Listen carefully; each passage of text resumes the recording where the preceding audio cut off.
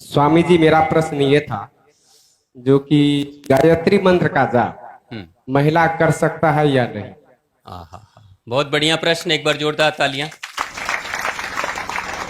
बैठ जाइए, बैठ जाइए। गायत्री मंत्र का जाप महिला कर सकती है या नहीं, ये कुछ दिनों से विवाद चल रहा है। कुछ लोगों ने कहना शुरू कर दिया है कि महिलाओं को गायत्री मंत्र का जाप नहीं करना चाहिए। क्यों? क्योंकि वो वेद का मंत्र है और स्त्रियों का उपनयन संस्कार नहीं होता है, यानी जनेऊ संस्कार नहीं होता, और जिसका जनेऊ संस्कार नहीं होता है उसको गायत्री मंत्र का जाप करने का अधिकार नहीं है।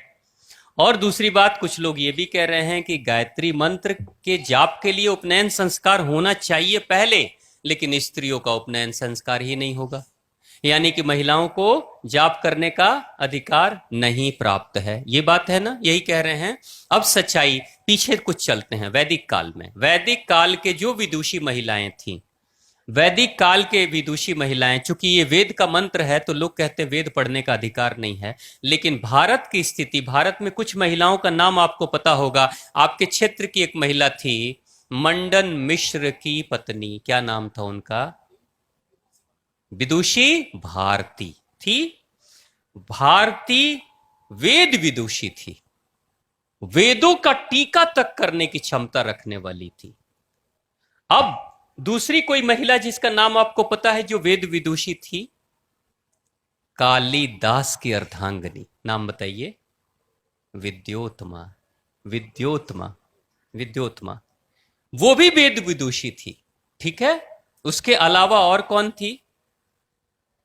मैत्रेय, गार्गी, अपाला, ये सब वेद विदुषी। अरुंधति वेद विदुषी महिलाएं हैं। सैकड़ों वेद विदुषी महिलाएं इसी भारत में रहीं जिन्होंने वेद का अध्ययन किया, और इनका उपनयन संस्कार भी होता था। प्राचीन काल के मंदिरों में स्त्रियों की मूर्तियां जो बनी हुई हैं, वहां जनेऊ धारण की हुई स्त्रियां हैं, जनेऊ धारण की हुई स्त्री। रामायण में इसकी भी चर्चा है कहीं पे कि प्रभु श्री राम की माता जी कौशल्या जी भी जनेऊ धारण करती थी, और उनके जनेऊ का कलर रंग गुलाबी था। यानी स्त्रियों को भी उपनयन संस्कार करने का अधिकार था, जनेऊ धारण करने का अधिकार था। हमारे प्राचीन ग्रंथ बताते हैं। तो आज के वर्तमान जो कोई भी अगर कहते हैं धर्माचार्य कि महिला का उपनयन संस्कार नहीं हो सकता, इसका मतलब कि आप प्राचीन ज्ञान से अपने आप को दूर करने की कोशिश कर रहे हो। एक तरफ कहते हो कि पुरुष और महिला बराबर हैं, और दूसरी तरफ कहते हो उसको यह ज्ञान लेने का अधिकार नहीं है। इसका मतलब सबसे बड़ा भेद तो आप ही कर रहे हो। और दूसरी सबसे बड़ी बात, जनेऊ सिर्फ कर्म कांड के लिए नहीं पहना जाता है। जनेऊ जब दीर्घ शंका, लघु शंका के समय कान में लपेटा जाता है तो मस्तिष्क का एक रस निकलता है जो लघु शंका के माध्यम से शरीर से बाहर निकल सकता है। उसी रस को रोकने के लिए कान को दबा दिया जाता है, कान के नसों को दबा दिया जाता है, इसलिए जनेऊ संस्कार किया जाता है। वो एक वैज्ञानिक शरीर के कल्याण, मस्तिष्क के कल्याण के लिए है, वो सिर्फ एक धागा नहीं है, बहुत गहरा रहस्य है। तो जनेऊ संस्कार प्रत्येक व्यक्ति का होना चाहिए, प्रत्येक स्त्री और प्रत्येक पुरुष का। जब प्राचीन भारत में हो रहा था तो आज क्यों नहीं हो सकता? सबको होना चाहिए। अब रही दूसरी बात, महिलाओं को गायत्री मंत्र पढ़ना है नहीं पढ़ना है, तो सबसे पहले इस भारत में गायत्री मंत्र का प्रचार करने वाले कौन हैं?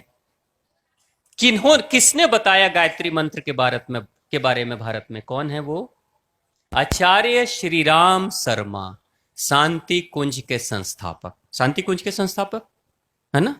तो शांति कुंज के संस्थापक जब आचार्य श्री राम शर्मा जी थे, तो उस गुरुवर ने पूरे देश विदेश में, भारत से लेके गली गली में यज्ञ करवाया शांति कुंज के तरफ से, और गायत्री का ही मंत्र दीक्षा के रूप में सभी को देते थे।